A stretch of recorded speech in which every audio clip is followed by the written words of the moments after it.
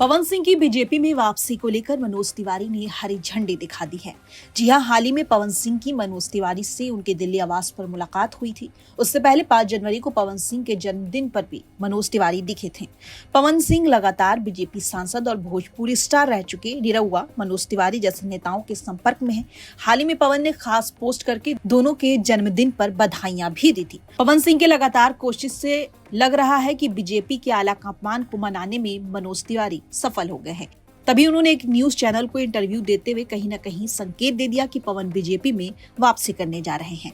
बता दें, हालिया मुलाकात के बाद मनोज तिवारी ने एक चैनल को इंटरव्यू दिया। इंटरव्यू में उन्होंने पवन सिंह का जिक्र करते हुए कहा कि पवन के निर्दलीय चुनाव लड़ने से बीजेपी को नुकसान हुआ था, लेकिन अब पुरानी बातें भूलने का समय है। इसके बाद जब मनोज तिवारी से सवाल पूछा गया कि क्या पवन सिंह बीजेपी में शामिल हो सकते हैं, इसकी क्या संभावना है, इसके जवाब में मनोज तिवारी ने कहा, पवन सिंह हमसे दूर नहीं है। अगर वो हमसे मिलते हैं तो इसका मतलब है कि वो हमारे साथ है। आने वाले समय में पवन सिंह हमारे लिए प्रचार भी कर सकते हैं। यहाँ पर मनोज तिवारी ने साफ कर दिया कि बीजेपी के स्टार प्रचारक की लिस्ट से आउट हो चुके पवन सिंह जल्द बीजेपी के लिए विधानसभा चुनाव में प्रचार करते दिख सकते हैं। मनोज तिवारी ने आगे कहा कि पवन सिंह को हमने आसनसोल से टिकट दिया था, लेकिन उन्होंने वहां से चुनाव नहीं लड़ा। अगर पवन सिंह आसनसोल से चुनाव लड़ते तो आज की तारीख में वो वहां से सांसद होते। मनोज तिवारी ने पवन सिंह की तारीफ करते हुए कहा कि उन्होंने काराकाट में बहुत अच्छा चुनाव लड़ा।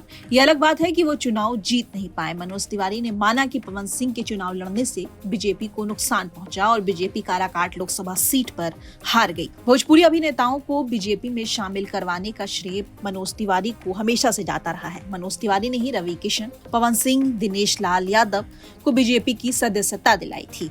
आपको बताते चले 2024 के लोकसभा चुनाव में पवन सिंह बागी हो गए थे, जिसके बाद पहले पवन सिंह को बीजेपी के स्टार प्रचारक लिस्ट से आउट किया गया, फिर बीजेपी से उन्हें आउट किया गया। आपको बता दें 2024 लोकसभा चुनाव में पवन सिंह बागी हो गए थे।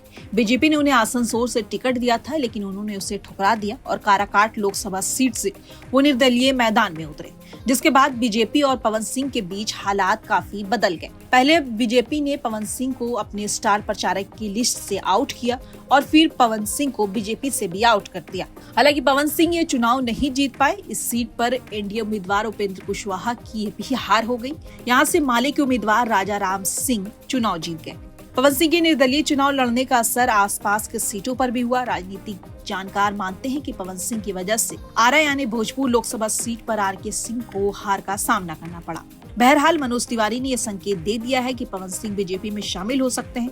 अब देखना होगा कि पवन सिंह कब बीजेपी में शामिल होते हैं और किस सीट से चुनाव लड़ते हैं। ये भी एक सवाल है कि क्या बीजेपी विधानसभा चुनाव में पवन सिंह को टिकट देने जा रही है और अगर देने जा रही है तो किस सीट से देने जा रही है। फिलहाल ये सब सवाल है, जल्दी इन सब का जवाब मिल जाएगा।